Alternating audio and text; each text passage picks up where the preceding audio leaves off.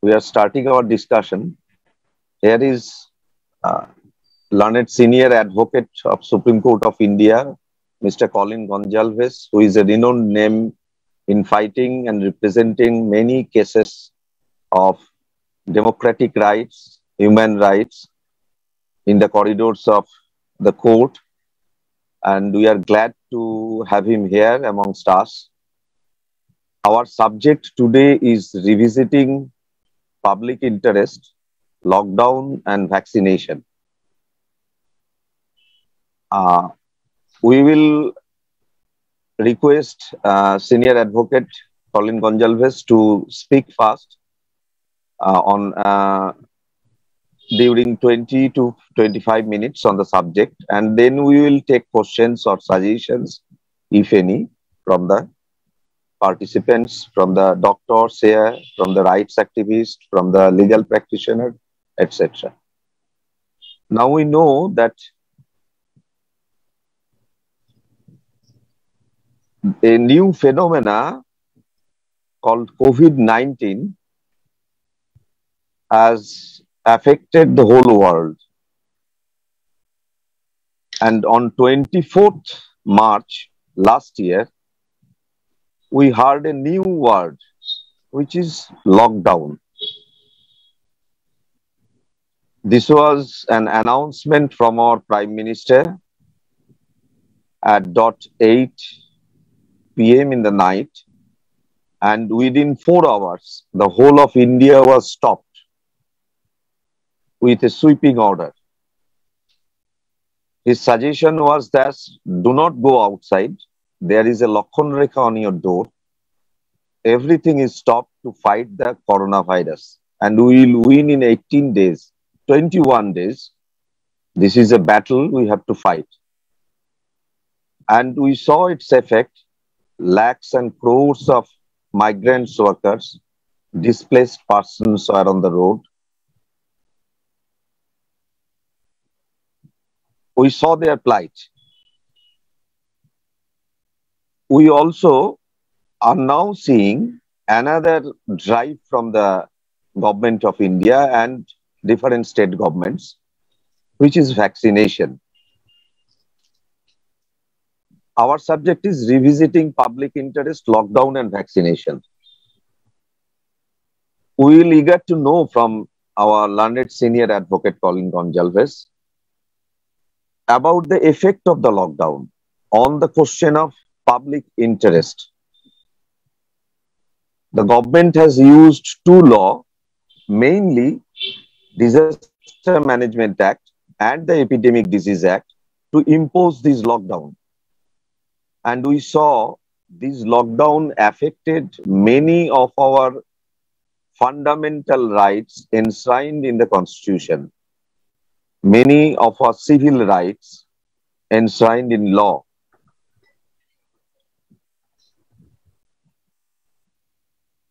Now we are visiting another experiment from the government of India, which is vaccination. We all know all vaccination have not gone through the traditional stage-by-stage phased trial. Even in case of some vaccination, clinical trial is incomplete. There is alleged lack of transparency in the data about the effect or adverse effect of the vaccination, and question is being raised from every nook and corner of the country whether a person can be forced to take a particular way of treatment, to take vaccine, or whether he can be discriminated or affected if he is not vaccinated, or if he choose not to vaccinate himself. And we all know public rights, public interest are intertwined in these questions, lockdown and vaccination. Many legal luminaries, I will refer to Retired Justice A.P. Shah of Delhi High Court. He has written a scathing criticism on lockdown. And as we know that our main speaker, Senior Advocate Colin Gonsalves, has represented many of downtrodden's case, many workers' case rights in court.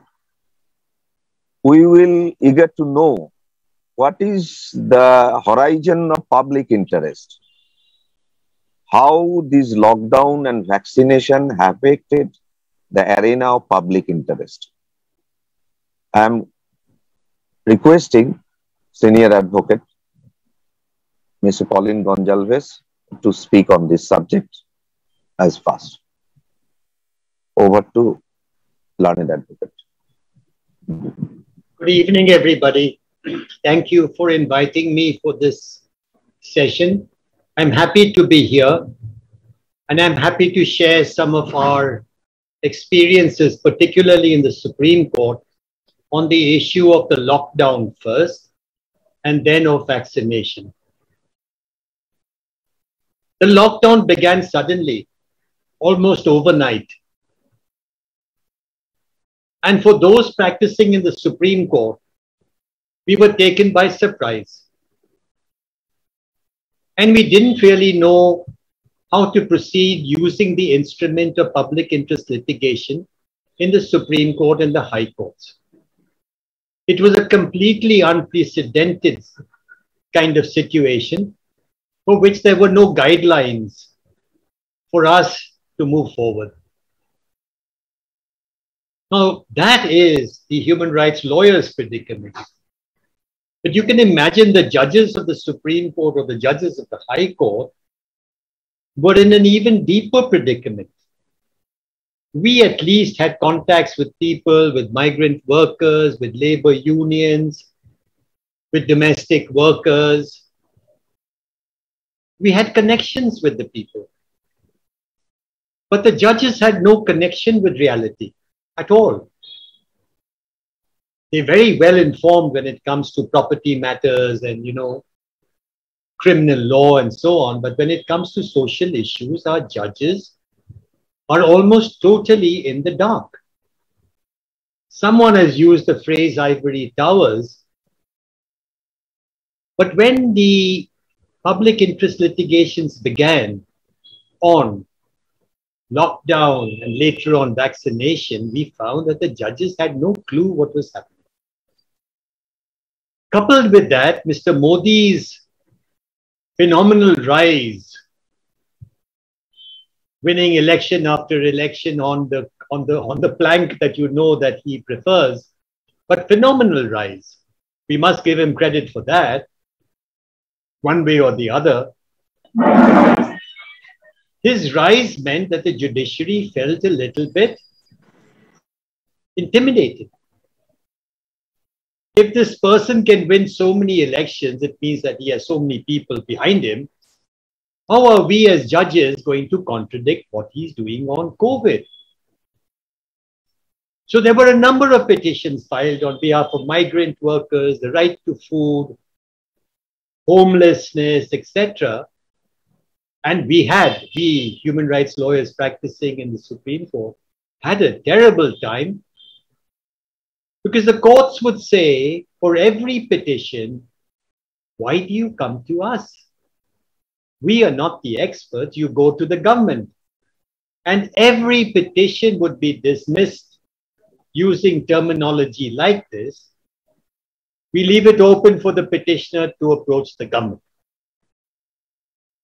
And it was not long. Maybe it took us hardly 2 or 3 months to realize that this gentleman at the helm of affairs had no clue what to do. Government of India had not the foggiest idea what to do when COVID struck. Lockdown came as a very stupid idea. Now we know that there were experts who were advising against a drastic lockdown. You have to prepare for a lockdown. You have to inform the workers that there's going to be a lockdown. The moment you do a lockdown, the workers would want to go home, so you have to make arrangements for travel. Workers will be without employment because the industries have closed. The employer has told you to go home. He probably has your wages with him. You know that your wages have stopped, so you don't have money to get food. The PDS system closed. You must make arrangement for travel. You must make arrangement for food. Government did neither. So from the human rights lawyer's point of view, a person who is telling the whole country that he is so brave and so much in charge of India and he knows exactly what is to be done, we were led by a person who had no idea. And more than that, he had no humility to admit to people, really, I'm in a quandary. And I will take from the people of India and the experts in civil society ideas. But no. So the lockdown, the immediate lockdown was the biggest human rights violation to take place in early 2002. Now, when the lockdown took place, factories closed, workers were in rented premises. The landlords told them, if you can't pay, get out. So migration was going to start. The PDS shops had closed. And then on a fateful day in Delhi, Bombay, and many cities, I don't really know the situation in Kolkata, workers began to leave in hundreds of thousands. And you all know that part of the history, walking with slippers, with little children, with pregnant women, walking hundreds of kilometers without food. Many died on the way. And it turned out to be such a serious crisis. When we went to court, guess what a senior law officer told the judges? This migration, my lord, is caused by fake news. And we were also astonished to find that some judges accepted this story. Fake news causing people to migrate. Not lack of money, not lack of accommodation where they could stay, not lack of food from the PDS shop. Oh no, that's not the reason. The reason is fake news, and fake news spread by somebody else, everyone except the government of India. So that led to a terrible, terrible calamity. And you can imagine that India today has 100 million tons of grain in the granaries of India. At that time, early 2002, it was 70 million tons of grain. And these were the highest levels of surplus grain stored in the granaries of India. Not a single government, not a single state government, not even the central government, thought it fit that when people are desperately looking around for food, that you would open your granaries and give the grain to the starving people of India.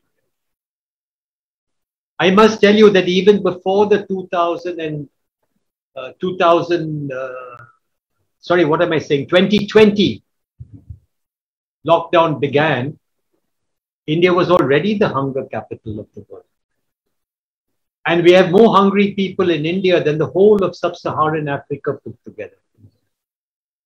And we have approximately 700 million people below the poverty line, let's say a poverty line of $3, $4 a day.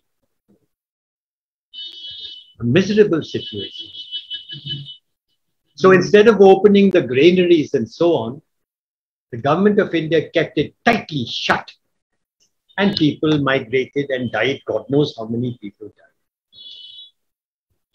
Can there be a bigger crime than that? If you kill one person, you get life imprisonment.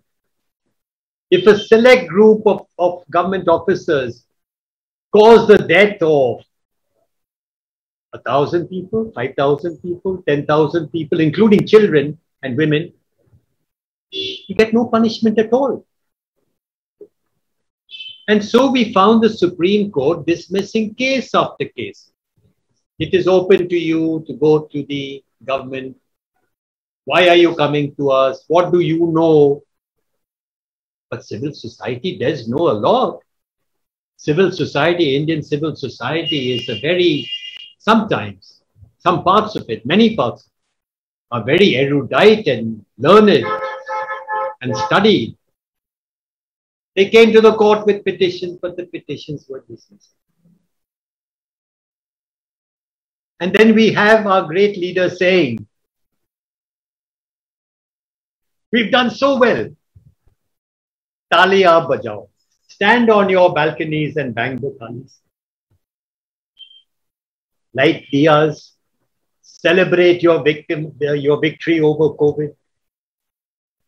So I would say, to put it mildly, the central government is a government of lies. Outright lies.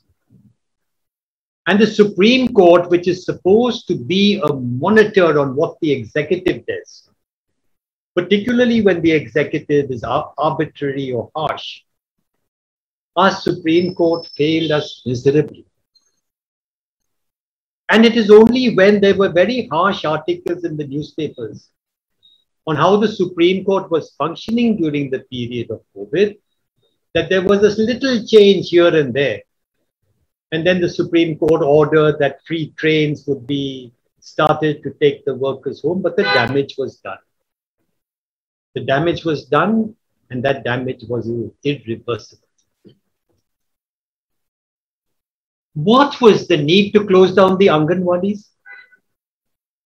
Where the poor get their little food, pregnant women, lactating mothers, little children, adolescent girls. The Anganwadi was an essential service. And essential services were exempted from the lockdown.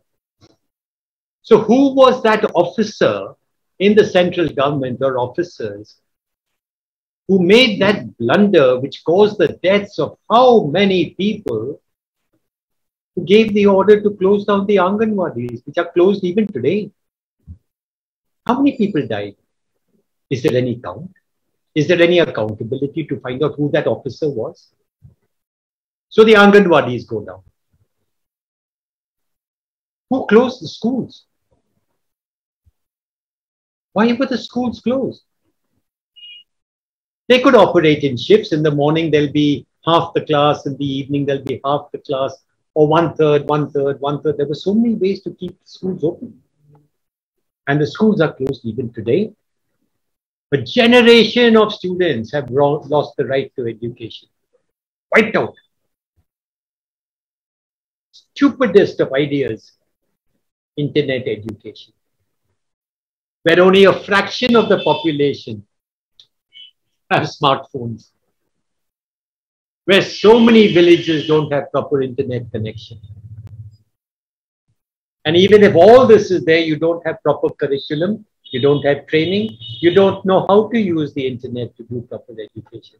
What a disaster. I wonder if this country will, at some point of time, do a social audit of the huge crimes committed by our government and its effect on the poor. Then you have the hospital system. So when you lock down, an order was passed saying, don't admit anyone except a COVID person, because we've decided to focus on COVID. Now you know that India is the diabetes capital of the world. You know that heart disease is rampant. Hypertension is rampant. All kinds. Tuberculosis is rampant. So the persons from these categories of illness, suffering from these illnesses, excluded from the court. And I remember we're just doing a case from the Northeast, Meghalaya, I think it is, where pregnant women and children, they were affected by something. People got fever. They were not admitted in the hospital, and a large number of children died, and that case is pending in the court. People died, my dear friends, not because of COVID. People died because the health system is in such shambles that we were not able to treat our people when they got COVID. You saw the oxygen fiasco. You saw people dying in miserable conditions. But the fact is that our health system always needed 3% GDP investment. Manmohan Singh promised, present BJP government promised, but the funding on health infrastructure, public health, is less than 0.9% GDP and falling. So you didn't fund it for many, many decades. You didn't fund the health system. Health system was in shambles. Infrastructure was missing. Blood banks were missing. Nurses and doctors were half the strength of the hospital. And so when people got COVID, the hospitals were not there to treat them. That's the crux. It's not COVID deaths. So many countries had good infrastructure. So when people got COVID, they were taken in immediately, they were treated properly, they recovered, they went home. No deaths. But not India and countries like India, where the health infrastructure was completely gone. Now, I want to turn to the issue of vaccination and the right to choose. And the leading judgment on the right to choose what you want to do, what kind of medication you want to take, and your right to refuse, even if it causes your death, is the judgment on euthanasia. But the argument now is, and I'm told some courts, some high courts are starting to make some observations on this. So we are getting into a very dangerous period. That the right to do euthanasia, passive active euthanasia, whatever, affects you. It doesn't affect your neighbor, but with COVID, if you don't take vaccination, it affects your partner, it affects your neighbor, it affects your family, it affects children in school. And it's a very serious problem because this issue has come up, vaccination issue has come up in Europe time and again. And the European courts, including the European Court of Justice, have repeatedly held that if you don't vaccinate children, the child is barred from school. So if we look to the West for judgments on vaccination, the West is very phobic. You know, we in the East, we have some kind of understanding of herd immunity, facing, you know, epidemics, that the body fights against it. We have our own systems, apart from allopathy, we have our own systems of yoga and pranayams, and we have homeopathy and so on. We know that there are certain foods that can help you build immunity. So we have a different approach, a more natural, a more organic approach towards fighting an epidemic. But that approach is now dying. And it is replaced by, you know, all kinds of ministers in league with all kinds of pharmaceutical companies who lie to the people about what is good and what is not good, and spend a huge amounts of public money to support corporations to promote their drugs and their vaccines. And we know it's these same ministers who will hobnob with these ultra-rich multi-billionaires. And who knows what they benefit from that relationship with these multi-billionaires when they suggest do this, do that. They said do plasma. Plasma turned out to be wrong. Everyone was taking remdesivir. Then that was found to be wrong. And the US CDC, I think it's called, said, no, no, no, please stop this. And again and again and again. Government merely sending out notifications, do this, do this, do this, and then you find it's wrong. And with each notification, you know, that pharmaceutical company would make huge amounts of money, huge. So this, I don't even call it a blind government, really. It's a motivated government. It's a government with malice, knowing what they should do and not doing it. Take yoga.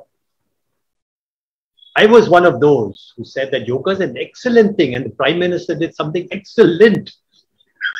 I think this is probably the only time I said such a thing of our Prime Minister, when he did these yoga exercises and made it popular and so on. And then Baba Ramdev also, whom I don't like too much, he also did an excellent thing when he promoted yoga, you know.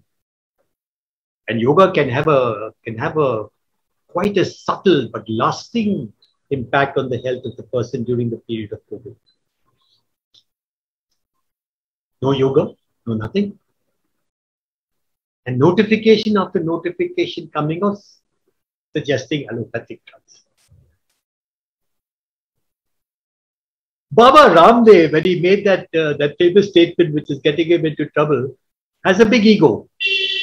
So when he attacked allopathy, he did it in a very crude way. He attacked the doctors. It's not the fault of any poor doctor who's risking his or her life for people suffering from COVID. Not their fault at all. So they got up in arms against him.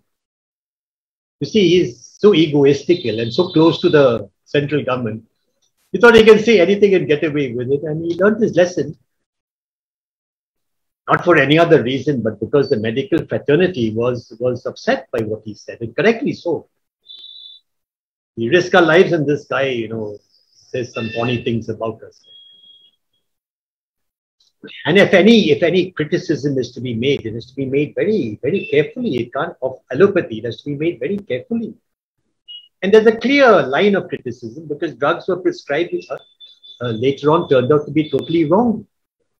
So you had a clear line of attack. You don't have to over broaden it and make it a sweeping attack on, you know, allopathy and so on. Anyway, he learned his lesson, and now we come to compulsory vaccination. There is a clear-cut argument against compulsory vaccination, but now the line is blurred. And I have a feeling that many judges will be inclined to go in favor of compulsory vaccination. On the ground that we're doing, you have to do it not just for yourself, you have to do it for your neighbors and the rest of the country. Now we've just filed a petition, and I want to tell you that perhaps maybe I may stop soon. What we found, groups have come now to the Supreme Court and filed a petition. And this is one reason why I think we must respect the views of those who say we are unsure, we are uncertain, we don't believe this government, and we think that the stories of deaths and serious adverse events after vaccination, close to the vaccination time, is worrying. Therefore, I'm not convinced. I don't want anyone to violate my bodily space, and I don't want to have the vaccine. I think it's a legitimate stand to take. It's up to the individual. So a group has come to court, and the group says, listen, the government is talking about so few deaths and serious adverse events, but we've done a study of the newspapers and we find a large number, running into hundreds, of people where immediately after they took the vaccine or some time after the vaccination, people died or had serious adverse events. Now, I don't know, and I want to categorically confirm that is anybody's guess as to whether those newspaper reports are correct, but they surely deserve investigation. And in the petition, all that is said is, this is what the newspapers report, and video testaments of the families were taken where the family said that he was a healthy person. Immediately after he took it, 2 days later, 1 day, 1 week later, 10 days later, he fell sick and died. And he had no reason to die because he was not diabetic, he didn't have heart disease, etc., etc., etc. Again, we don't know, but it's worrying. And it requires investigation. And we are asking the Supreme Court to order investigation into deaths and serious adverse events. Why is the count of deaths and serious adverse events immediately after vaccination so ridiculously low? We look at the USA with a smaller population, number of deaths, and we look at India with a huge population and minuscule deaths, and we say something's not right.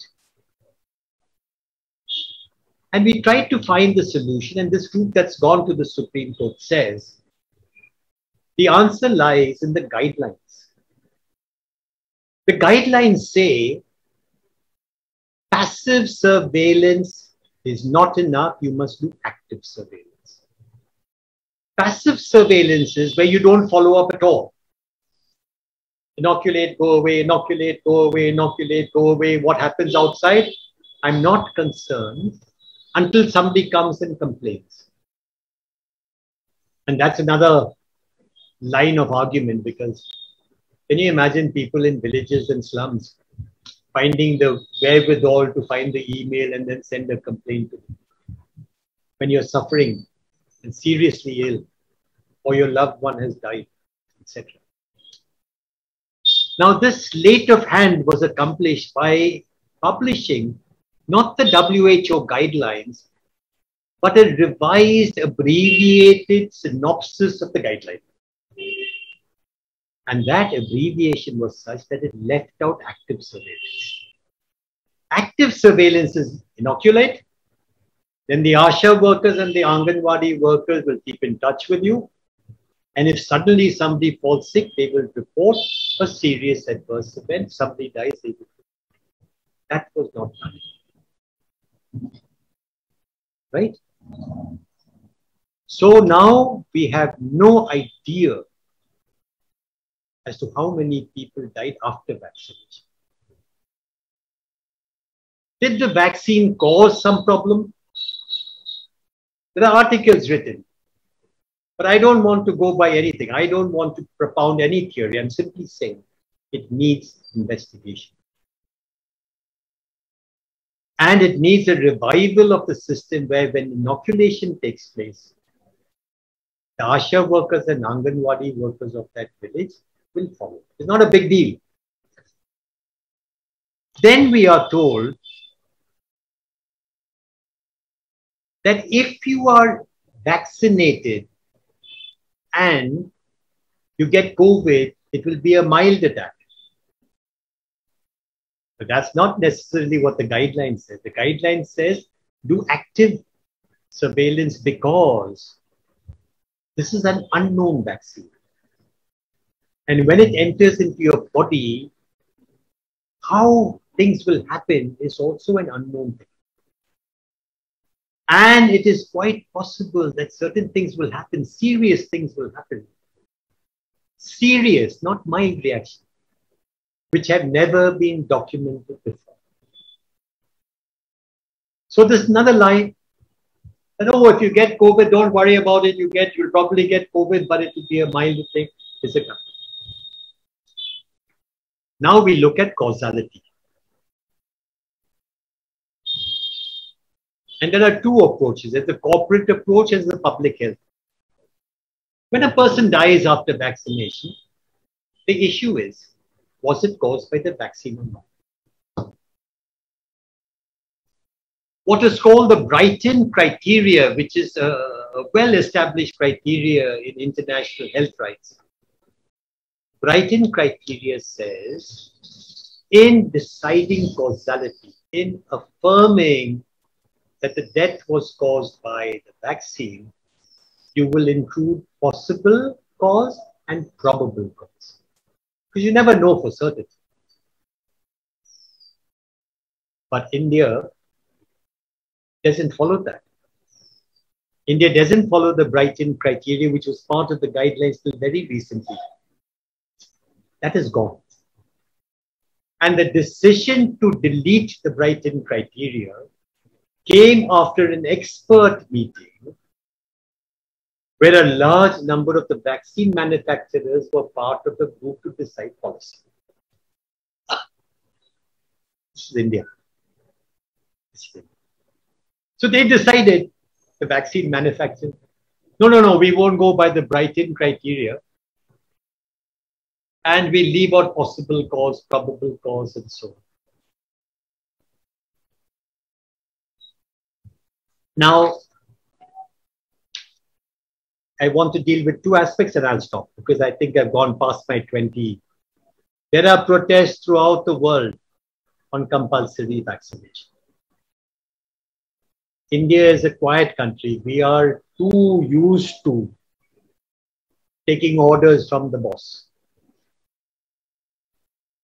That spirit of rebellion, of saying, why? No, I don't agree. Protesting vehemently.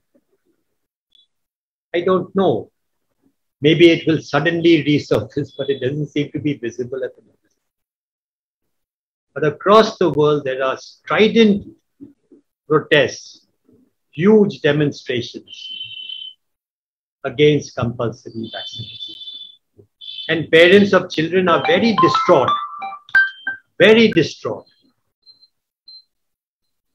by having to take their children and forcing them to get vaccinated. Otherwise, they can't go to school. One last point I want to say, informed consent. Now, no informed consent in India. Not at all. You go like cattle, get people. Talk to people. You have to say, madam, this can happen, this can happen, this can happen, this can happen, this can happen. We don't think it will happen, but this can possibly happen. And I'm sorry for this noise. And in the leaflet that these companies, these manufacturing companies, put in the vaccine, when they sell the vaccine, that leaflet says, if you are on regular medication, don't take vaccination. If you have allergies, don't take vaccination. If you have a fever, don't take vaccination. If you're using a blood thinner, like heart patients, don't take vaccination. If you are using a medicine to strengthen your immune system, don't take vaccination. If you're pregnant, don't take vaccination. This is what the manufacturer says. And you look at the papers today, everyone is saying, pregnant women, please go ahead and get yourself vaccinated. If you have allergies, like a large section of the population has, don't take vaccination. I'm just reading out a few of the don'ts. But nobody's told this. Nobody's given a warning. And there is no informed consent in our country. With this kind of background, with this kind of lying, with this kind of pushing things, and with this kind of support for corporations, huge amounts of money going on, charging this rate, that rate, and so on. And I'm happy the Supreme Court intervened recently. For the first time, I think it dawned on the Supreme Court that this government is doing crazy things, totally crazy. And we've never questioned them so far. And so they began the questioning. And when they began the questioning, the law officers got upset. Leave it to us. We are the experts. Courts are not supposed to go where the government is handling things, and the court said no. If yours is arbitrary, if your decision is arbitrary, we will get it. We will stop it. We will intervene.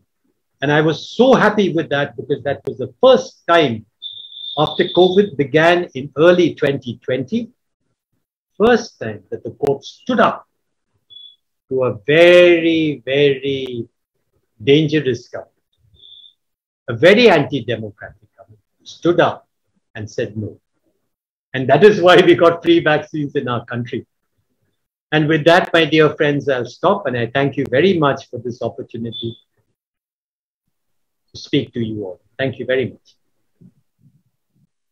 Thank you, sir. And in the meantime, Kiriti Rai from Masoom has joined, and Advocate Devashish Banerjee has also joined. So there are 7 more participants, and I will request you to limit your questions or suggestions or whatever information you may want to put in 1.5 minutes. Let us first start with a clinical physician, and may I request Dr. Gautam Das to put his view or question if he has any. Dr. Gautam Das.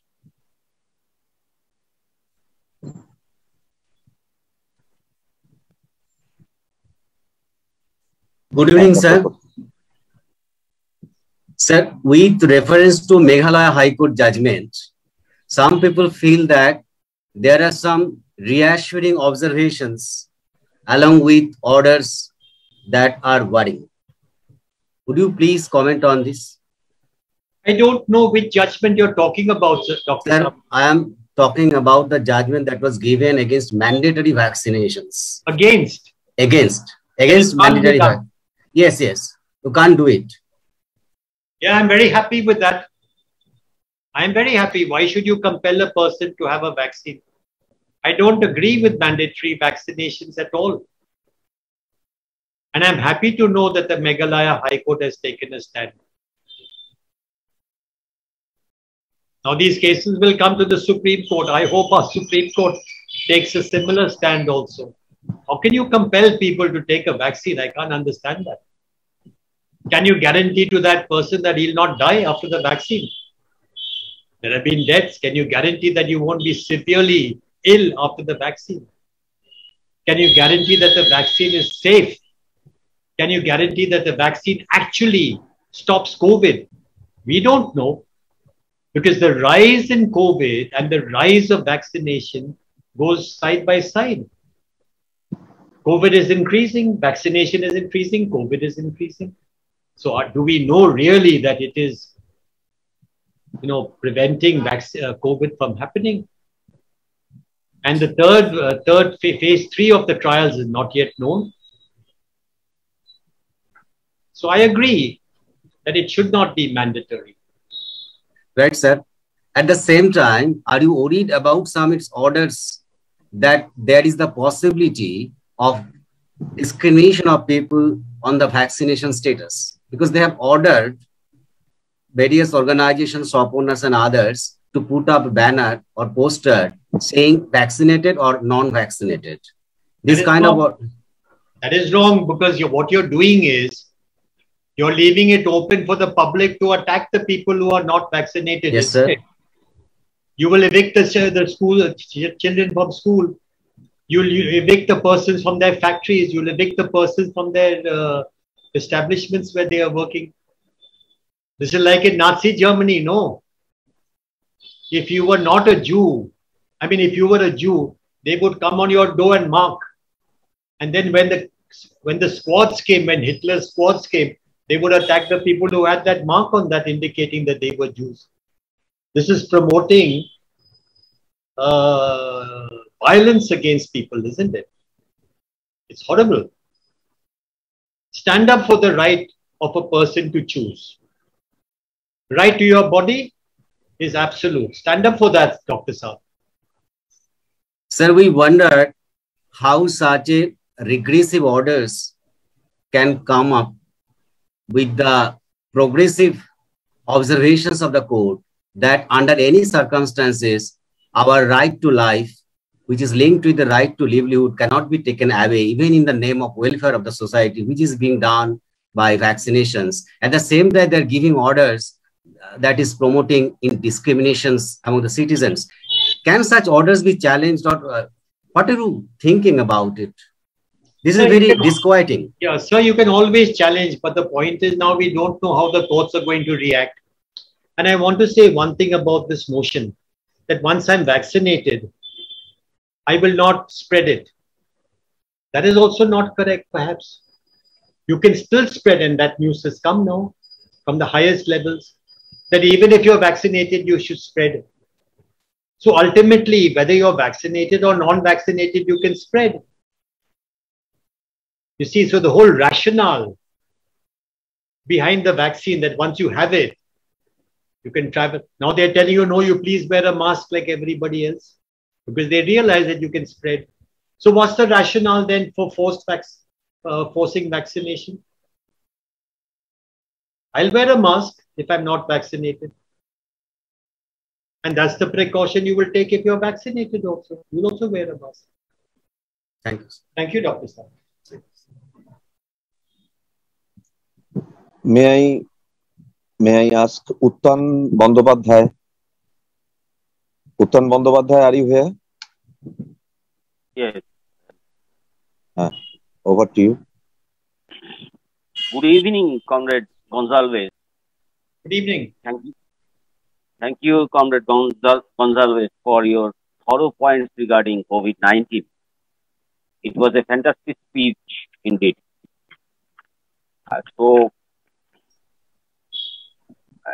Actually, thank you. Comrade Gonzalez, I shall take a few minutes to say you some points which you know very well. Still want to narrate for your perusal on behalf of human rights, on behalf of medical rights and patient rights as well. Number one, human rights are tremendously curbed and violated in this COVID time.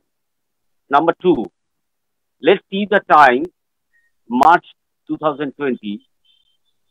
Could a common person hear the term second wave, third wave, double mutant, multiple mutant, then multiple vaccines, etc.? There we are hearing now and heard by all the common people throughout the world. All heard or not heard.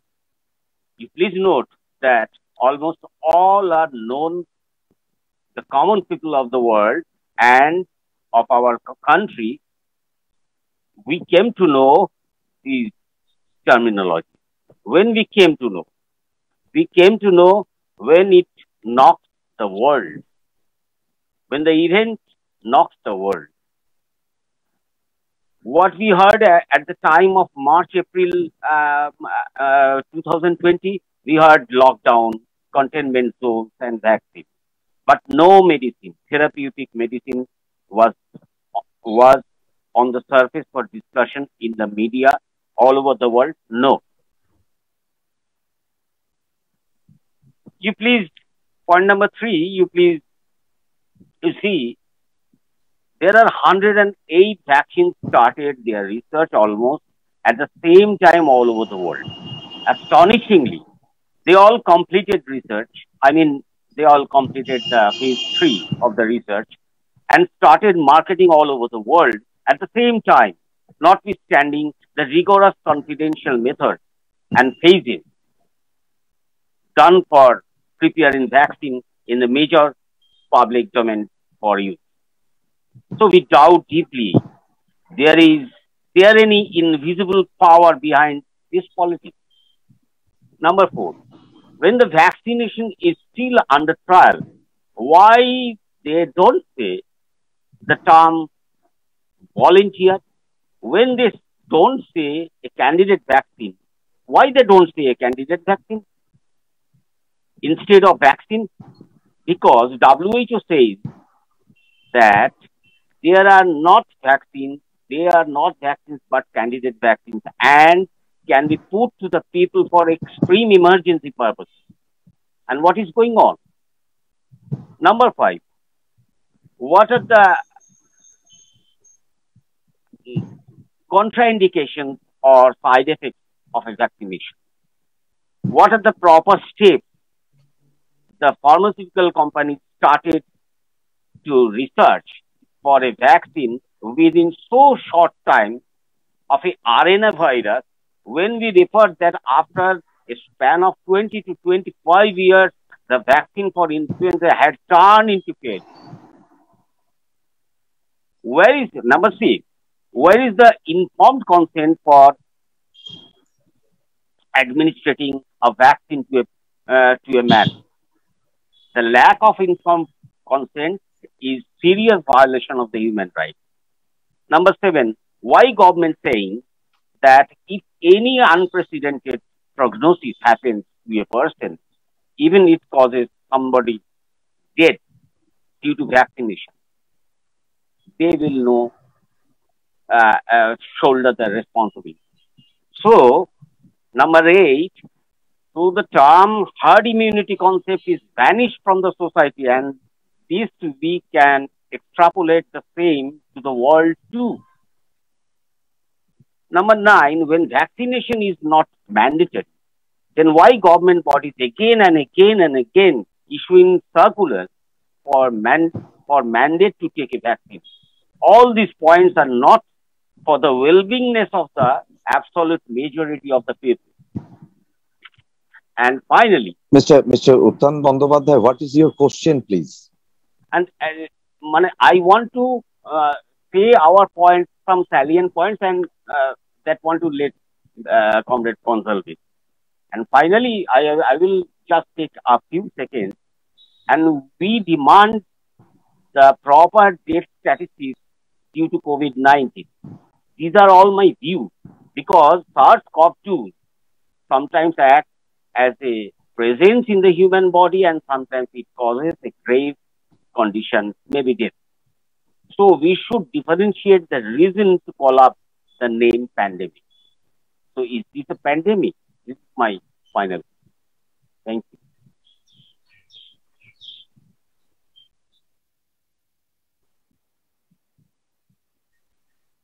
Senior. Yes, Sir. so there's actually no answer to be given, because he's made a number of very, very good points, and he's made them very lucidly and clearly. And I, by and large, tend to agree with everything that he said. It was a series of propositions, like a submission or an argument and so on. So I agree. And there was no real question lurking in the presentation. So I agree. And I thank him for that intervention. It was a very good intervention. Thank you. May I now go to Mr. Suman Goswami, who has come from Association of Protection of Democratic Rights. Mr. Suman Goswami.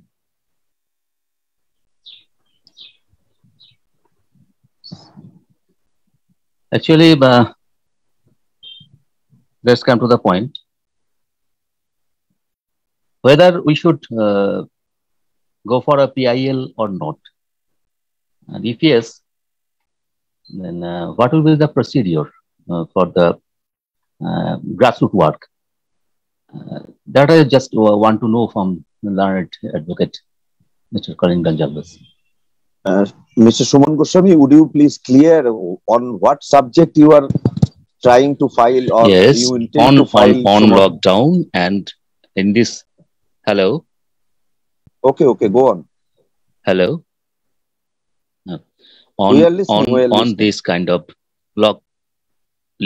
lockdown and this kind of vaccination, which is going to be a mandatory one, whether it can PIL can be done or not, and if yes, then what can be the necessary groundwork would be if our learned advocate, Mr. Karin Gonzalez, suggests us. That's all. Yes, Suman, see, it is hazardous to file PILs because we don't know what the result will be. If they make it mandatory, then you have no choice but to file and fight it. But everyone should see, particularly human rights activists like all of us present here today, the real fight is mobilizing public opinion, right? Getting out on the streets, taking out morchas, basically it is with organizing and agitating and educating that we will change the opinion of government. So human rights activists particularly should think twice before they go to court. And they should go to court only when there is no other option. And so generally think 100 times before you go to court, because nowadays the courts are not pro-people.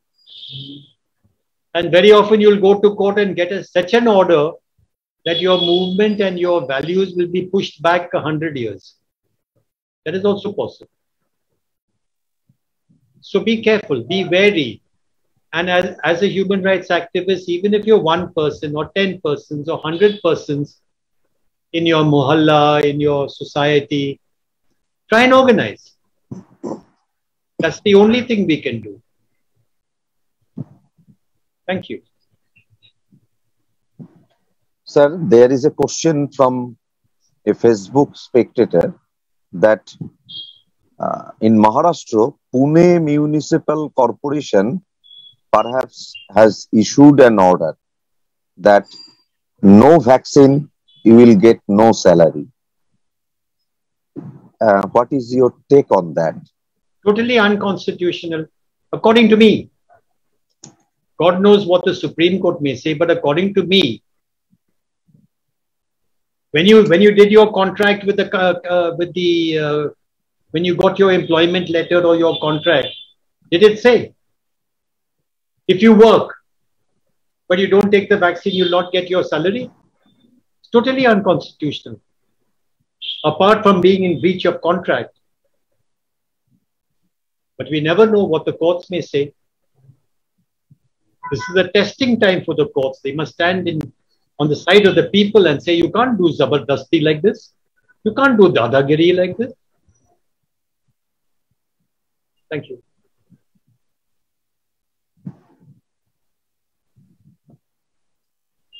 May I now go to Dr. Sthobit Dasgupta?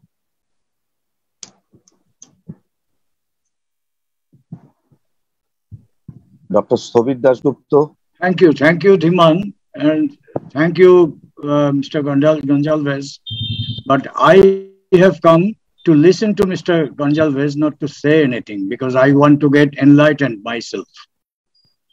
Okay, I shall listen to the discussion. Thank you. Okay, sir, thank you. May I now go to Mr. Kiriti Rai of Mashroom, also a human rights organization. Mr. Kiriti Rai. I'm happy to see Kirti Rai. He's an old friend of mine. I'm so happy to see him. After, I think, a couple of years.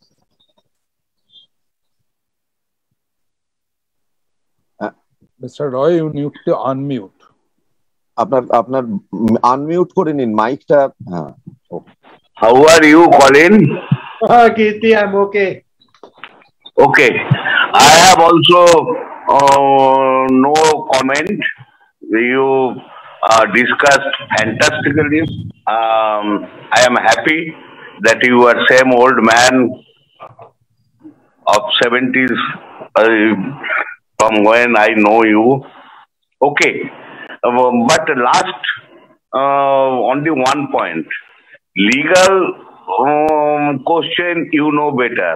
And from you, we came to know that the Supreme Court or the judiciary, to me, is a holy cow. So what to do now?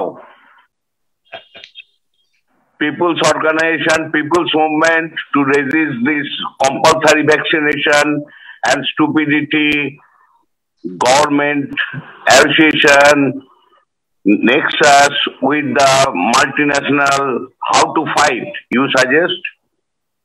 See, it's very difficult, Kirti, because most of the public is asking for the vaccine. This fear psychosis is so great, and this wrong information going out is so great, manipulated information is going out, that people feel this vaccine will save them. If anyone were to say, don't take the vaccine, which I never say, if anyone were to say, don't take the vaccine, they will beat that person. So you have to watch and wait. And you have to watch the vaccinations in your area. And if a person gets vaccinated and dies, or gets vaccinated and has a serious adverse event, then you have to question the government and the vaccine manufacturer.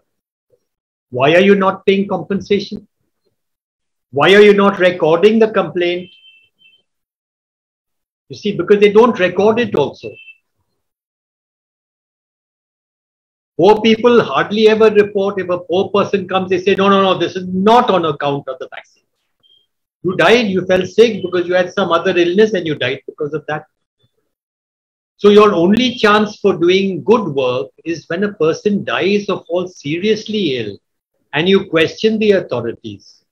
And if the answer is not suitable, then more people will join with you and say, maybe it's good, the vaccine, maybe it's not good. But I don't like this idea of you not paying compensation. I don't like it at all. And from small issues like that, not very small actually, from issues like that, the movement will grow one way or the other. Because even I don't know. I don't know with any certainty, and I don't have the background, educational background to judge this issue. I also don't know. But I've read things and I've read what people have written. And I feel it's worrying. And it needs investigation. And I don't like this blindness that if you say something about the vaccine, it promotes vaccine hesitancy, therefore we will punish you. No, I don't like this. This is fascism. You listen to me. You say, no, we disagree with you, sir. The vaccine is, what did they say? Vaccine is 100% safe. Now we know it's not. Now we know across the world, it's not 100% safe. Far from that. So we don't like this line. We don't like this bullying. We don't like this dadagiri. But avenues for you to work, Kirti, and human rights activists to work will be in the local areas where the vaccinations are taking place. Participate, watch what is happening, and look very carefully.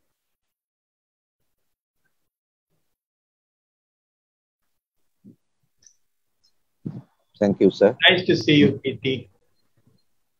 May I now go to a brother from our legal fraternity, Advocate Debashish Banerjee. Are you here? I know Debashish also very well. I know that. So I give him Debashish Banerjee. Over to you. Now he has a beard. Earlier he never had a beard. But he's looking very charming in his beard, I must say. Debashish, nice to see you. How are you, sir? I'm fine, and I hear so many things about your work.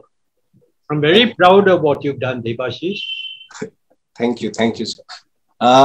So actually, we have been discussing about these issues, and I was also sir, saying them that it will not be very wise to jump in and file PILs in all the issues, because that might jeopardize the rights of the others who would be also in some kind of difficulty.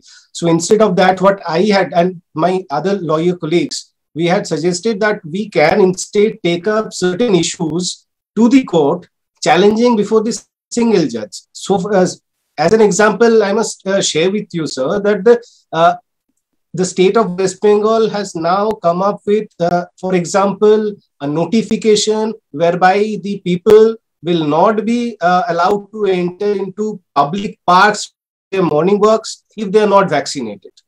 So things like this are coming up. So we have suggested that whenever the state is issuing orders like this, it is better not to challenge it in a PIL.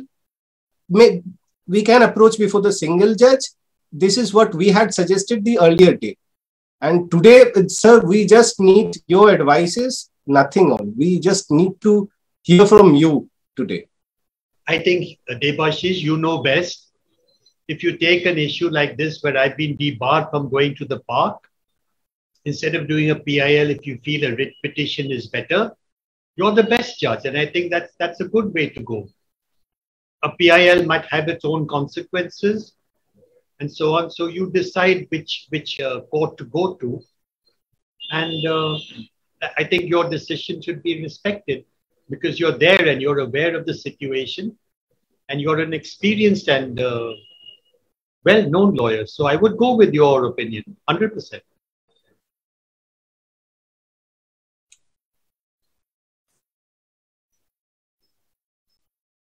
ধীমান দা আমার আর কিছু বলার নেই আপনি অন্যদের একটু invite করুন kindly. Okay. Thank you. May I now invite Somnath, another legal practitioner in Calcutta High Court. Somnath Raichaudhuri, Yes, it's up to you. sir. So good evening, sir, and good evening, all other. Sir, Mr. Colin is there. So, am I audible? Hello, am I audible? Yes. Yes, perfectly audible. Sir, I had the opportunity Yes. to work with you earlier in a Nandigram genocide matter, and I assisted you. So, the first day it was a overnight we worked and prepared the petition, and sir, the miracle was done by you. And that was my first opportunity and the last opportunity also, unfortunately, to work with you, sir. But the thing what I've heard, the Devashish and me was there in the earlier Zoom meeting with them, and actually what we are saying that the PIL had some adverse consequence to the effect that in the PIL, if our PIL makes a negative result comes, by that way the vaccination process, what you have correctly pointed out, it's now working like a people's minds. A fear psychosis is going on, and it's a mass hysteria. It's a mass hysteria is going on towards a drive, the people's drive towards taking vaccine. And even if negative impact come from the court, it will be rather affirm the drive the state is now carrying on. If our prayer is negative, becomes negative. The thing is, we are thinking is otherwise. Devashish was also there on that meeting. That if the individual rights is curtailed, supposing if anybody is prevented from his means of livelihood entering into the any his official places for non-vaccination, then the curtailment of infringement of those individual rights can be challenged in 226 application. That we were thinking about. In lieu of going for instead of going for a this kind of challenging the virus of the notifications, the matter of a large spectrum. But if we go for an individual rights curtailment, challenging those, we were thinking about that, and we are just asking for sir, your valuable opinion. And the second thing, all the notifications which are coming, the curtailing the rights of the persons, it is starting with the words that on the opinion of the according to the opinion of the experts, they are issuing these notifications. But we are completely unaware of those opinions. We want to know what is the opinion, what the basis, where is those opinions, and the opinions, whether these opinions are working at all or not. If you are imposing one lockdown according to the opinion of those experts, and again the experts are opining to give another lockdown, but we do not know what is those opinions and what is the basis of those opinions, what the quotients were used in these opinions, what is the statistical basis of those opinions. So I suggested them to make a application under Right to Information Act seeking those opinions, because the thing is what they will say, the state will say it's a reasonable restriction on the fundamental rights. The reasonableness of the restrictions, actually, whether the restrictions are reasonable or not, that can be tested on the basis of those opinions. That what I just meaning yes, on the last occasion I just told them that if they are saying that the lawyers are the super spreader. If tomorrow they prevent me from entering into the court without vaccination, saying that I'm a super spreader, can they give the guarantee if I take the vaccine I will not spread? Then why, due to the reason that I'm a super spreader, I'll be prevented from entering into the court for non-vaccination? Because by taking vaccine, I will still spread the disease. That maybe you may assure that I will not be a severe patient, but that is you are not giving the guarantee that I will not spread the disease. Then I'm a super spreader. That cannot be a ground for not allowing me to enter into the court without vaccination. So these are the things that expire. So on that issue, I just told them to make a RTI, application Right to Information Act, to gather those experts' opinion. And that's also actually I have nothing to. Then I need to say, your suggestions, your valuable opinions, and we will proceed accordingly. That's all. Thank you, Somnath. Well said. Well said. Thank you. Thank you. Thank you. Thank you. Thank you. Thank you, sir. And there is a question in our chat related to what Somnath Raichaudhuri has just said. The question is, can we get expert committee? Can we bring the expert committee in the premise of the court? We do not know who the expert committees are. Whether there is an expert committee at all or not, we do not know. We are just only taking that reference from the notifications they're making. We do not know who are the. The question is like that. If we get some name of expert committee, that on the basis of this expert committee, we have done this, and the question is to learned senior advocate Colin Gonzalez also, whether after knowing the name of the expert committee, can we make him a party to the PIL or to the writ petition? Your opinion, sir. Sir, don't go don't go this way, because it's a very unproductive way. Government can get hundreds of experts who will say that you must vaccinate. Hundreds. And if you don't vaccinate, you're a danger to others, So don't go this route at all. From the other side, there'll be also very good experts who will say that it should not be compulsory, it should be voluntary. We get experts on both sides. And the experts on the government side will obviously have certain interests to become close to the government, to get some contracts with the corporations. And the human rights experts, of course, will speak the truth. It's like that. So don't go this route at all. Don't bother who their experts are, because undoubtedly they'll have many experts, many experts. So don't go this route. Sir, can you excuse me, sir? I may be misconstrued. Sir. What I said, not on the vaccination, but on the basis of the notifications. I was telling about the notifications, that the debarring us from doing such certain thing, the lockdown or imposition of certain. On that issue, we are saying that on the basis of the experts' opinion, they are doing the same. Correct. I understand what you're saying. It might turn out to be productive also, because if they say these are the three experts and these are the three opinions, in that you might get some masala for your argument. But what is the formation of, what is the basis of the formation of this opinion?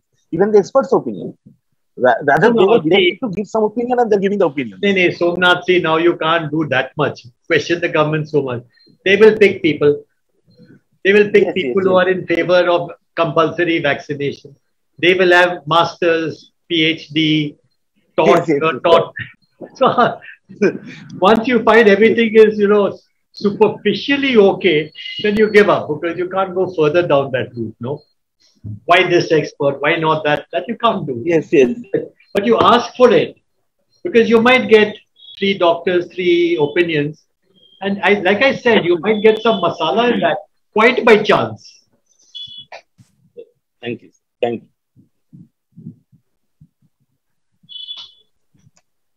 Here is a person who I read as Redmi 9 Power. May I request him to let us know who he is? Yes, Dhiman, that must be me. Arjun Sengupta. Let me introduce you. He is a post bearer, perhaps General Secretary of a West Bengal Government Employees Union Novoporjay. Okay, if you can proceed, if you can ask question if you want to. Well, good evening to everybody who is present today in this meeting. And Mr. Gonzalez, I had the good opportunity. Am I audible at all? Dhiman, am I audible? Yes. Mr. Gonzalez, I had the good fortune of accompanying you to Lalgore while the movement was launched over there. And I distinctly remember that there was a rally going on of the village people, and they had confronted the security forces over there, and there was going to be a skirmish. And I distinctly remember you running in front of the entire rally and confronting the security people. I still remember, and I applaud your courage and presence of mind at that moment. Because had you not intervened, we apprehended that there would have been a bloodbath over there. So again, thank you, Mr. Gonzalez. However, in this meeting, I might be the only person who has received 2 doses of vaccination. And how are you? I'm fine, sir. I hope. What my point is this, that actually I am a strong exponent of the government imposing mandatory verdict on vaccination. And all the points you have made and the points that have been made by many virologists and experts are also very pertinent in this issue, that one just cannot force a person to take vaccine. At the same time, the lockdown situation that we are facing in West Bengal is also very disturbing as far as the common people are concerned. However, although I am a skeptic about this vaccination, because all the contradictory data flooding in at this moment. However, there are also certain facts and figures which are being projected by quite well-known medical practitioners and virologists, that among the vaccinated, those who have received the first dose of vaccination, the rate of being infected is 0.48%, and those who have received the second dose is 0.24%. These are the medical data that are doing rounds in the net and also among other medical practitioners as well. However, we, the common people, the laymen, who do not have any medical background, are in a total confused state. We do not know at all who is saying the right thing or who is saying the wrong thing as far as the vaccination is concerned. However, there are also data which are available which says that only a minimal percentage of people who are being vaccinated are suffering from adverse reactions, or at the same time, and a very few people have died after this vaccination. And although there is a question whether the cause of death is at all vaccination or something else, some comorbidity that they were suffering from. However, the entire scenario is one of utter confusion. Nobody knows. In fact, I have been listening to, thanks to Dhiman, I have been listening to Dr. Amitav Chakraborty, a very famous virologist. And actually, Dr. Chakraborty was also not against vaccination. However, he also pointed out the... He is Amitav Nondi. He is Amitav Nondi, perhaps. Sorry. Amitav Nondi. Dr. Amitav Nondi. He was also not completely against the vaccination process. However, he made certain very pertinent and relevant points that if one has to wear the mask and if one has to maintain all the possible precautionary measures even after vaccinated, then what is the cause of, what is the, the rationale, as you point out, of vaccination? However, there are also certain data which are in favor of vaccination as well. The one that I had just put up. Now, in this total state of confusion, can we raise any other demand other than that vaccination should not be made mandatory? And at the same time, another demand, I think, should be also aired very strongly, and that is that one cannot, no citizen can be restricted from doing his or her normal life works, his lifestyle, if he or she is not vaccinated. I think that is also a very strong point that we have to raise, that the government cannot restrict a person from his or her normal works of life just because he or she is not vaccinated. However, in this total state of confusion. What would be your opinion about, since you are not a medical person, however, you're as a senior law practitioner, your authenticity can never be questioned. However, these medical data which support vaccination, do you have anything to say about that? Thank you. Okay, there is also a question in the chat box. Perhaps Arjun himself had put that an individual is barred to join his job due for being not vaccinated, or is barred to receive some benefits of a government scheme for being not vaccinated. What is learned senior advocate's suggestion? What to do? What he should do? So that we answered in the earlier round of question and answers, that according to me, it is unconstitutional to prevent a person, an employee, from working because he's not vaccinated. But ultimately, this issue will be decided by the courts very soon, because many of these matters have come up. And recently, before the Armed Forces Tribunal in Pune, in Maharashtra, we have done a case, our office has done a case where we've got an order where an Air Force officer was told you can't report for duty unless you get vaccinated. And the Armed Forces Tribunal has admitted that petition and stayed the order. Now, as far as the earlier question is concerned, what do I say about data which shows that the vaccines are safe? It's not a question of confusion, actually, as my friend said. It's actually that there are two differing points of view, and each side is refining its arguments. So on the government side, they are refining their arguments and saying this expert says that expert says that, this survey says this survey says that. And on the opposite side, there are very, very prominent and very highly qualified people who are developing the argument that these vaccines are not safe. So it's not confusion, it's just that there are 2 points of view and you have to read both carefully. And as time passes, perhaps we may know the answer. But as far as we're concerned today, both sides have credible experts speaking out. One for the vaccine, one against the vaccine. This is the last question we are taking. Can you repeat the question, please? Okay. Abhijit, I am repeating for you. He is asking that at one side, government is revealing by way of RTI reply that vaccination is voluntary. And I will not, that there should be no discrimination for being not vaccinated. One side, government is saying this in writing, in black and white.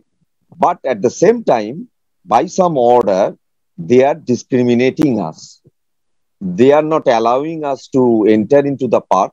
West Bengal government has done this.